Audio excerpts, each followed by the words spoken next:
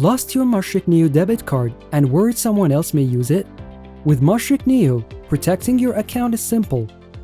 Follow these simple steps to immediately block your card and request for a new one. Step 1. Log in.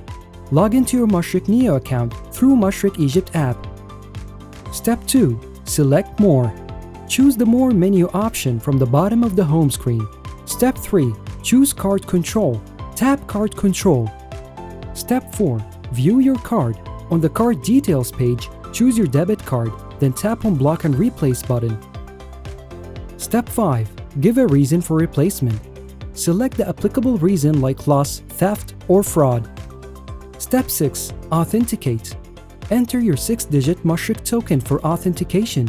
You can find the token from the Mashreq Token app. Step 7. New card notification. You'll now see a confirmation that a replacement card is on its way.